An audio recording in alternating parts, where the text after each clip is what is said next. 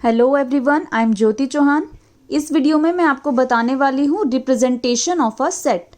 Sets को represent करने के हमारे 3 मेथड होते हैं। First is description method, second is roster method. Roster method का दूसरा नाम tabular form and listing method भी होता है, and third is rule method और सेट बिल्डर फॉर्म।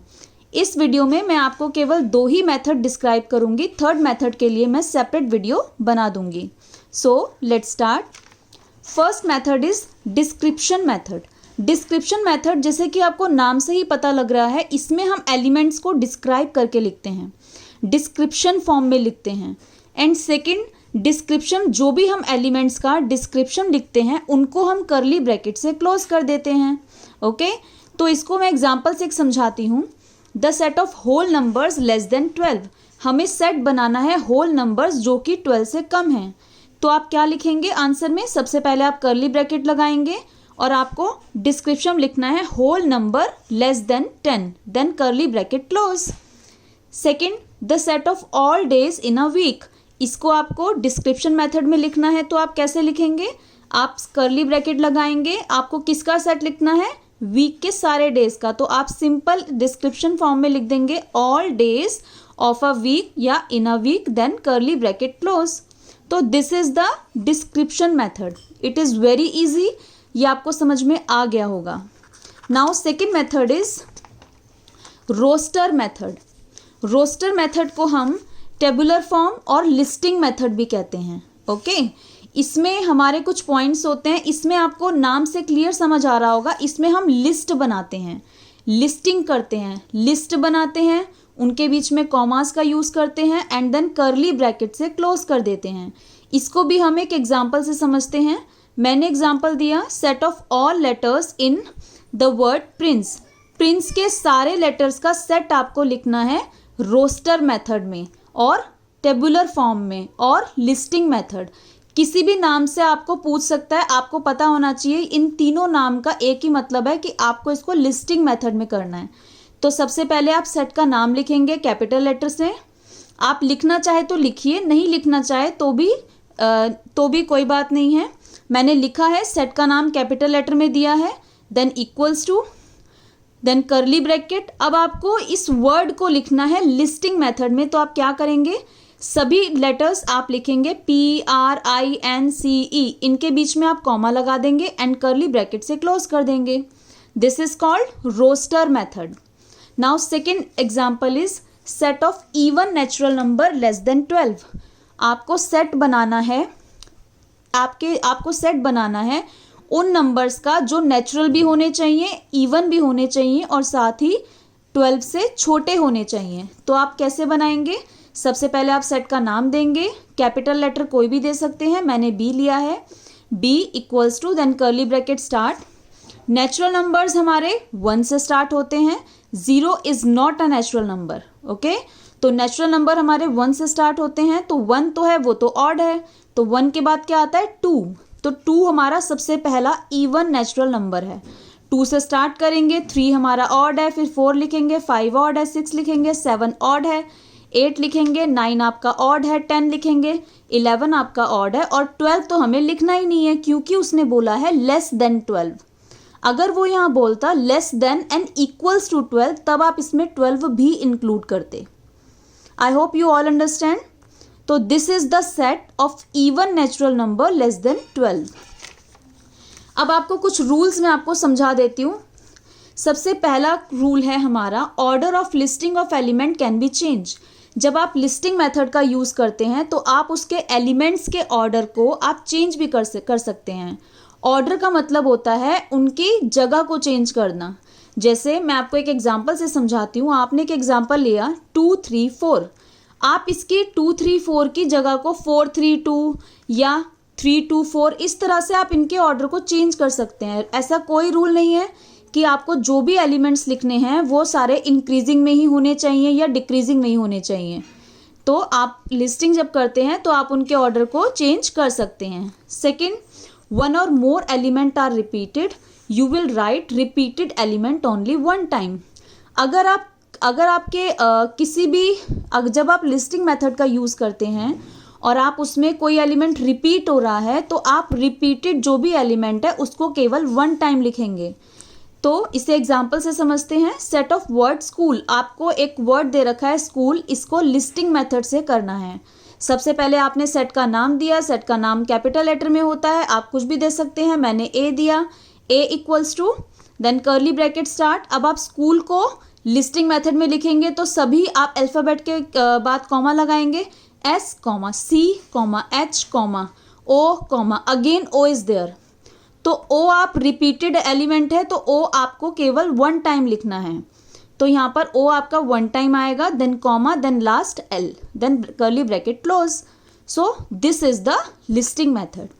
नेक्स्ट, आपका कोई वन सेट जो है वो वन एलिमेंट का भी हो सकता है। ऐसा नहीं है, ऐसा कोई रूल नहीं है कि किसी भी सेट में एक से ज़्यादा ही एलिमेंट होने चाहिए। तो आपका वन सेट वन एलिमेंट का भी हो सकता है, जैसे मैंने आपको एग्जाम्पल में दिखाया है। Capital A, this is the name of the set, equals to element उसका एक ही है, that is small A. Okay, then roster form. Roster form जो होती है इसमें हम सारे मेंबर्स को देख पाते हैं। We see all the member of the set in roster form. I hope you all understand. Now this is the most important point, आप इसको ध्यान से समझिएगा। अगर सेट आपका लार्ज है, लार्ज मतलब सेट के एलिमेंट्स बहुत ज़्यादा हैं, तब वहाँ पे हम थ्री डॉट्स का यूज़ करते हैं। मैं आपको इसको एग्जाम्पल से क्लियर करती हूँ। एग्जाम्पल है the set of 1 to 50 number. आपको सेट बनाना है 1 से लेके 50 नंबर का। Is it possible to write 1 2 3 4 50 up to 50? आप लिखें इसको लिस्टिंग फॉर्म में? No, this is not possible. तो ऐसे में आप क्या करेंगे, सबसे पहले आप क्या करेंगे, सबसे पहले आप सेट का नाम देंगे, जैसे मैंने दे रखा है कैपिटल ए। आप नहीं भी देना चाहते नाम तो मत दीजिए, आप सीधा कर्ली ब्रैकेट से भी स्टार्ट कर सकते हैं। तो कर्ली ब्रैकेट हमने स्टार्ट की। सबसे छोटा नंबर कौन सा है हमारा? 1 से लेके 50 तक का सेट बनाना है। तो हमारा जो सबसे छोटा नंबर है, स्टार्टिंग के हम 2-3 एलिमेंट्स लिख लेंगे, जैसे मैंने लिखे हैं 1 2 3 कॉमा लगा के, फिर मैंने कॉमा लगा के 3 डॉट्स का यूज़ किया है।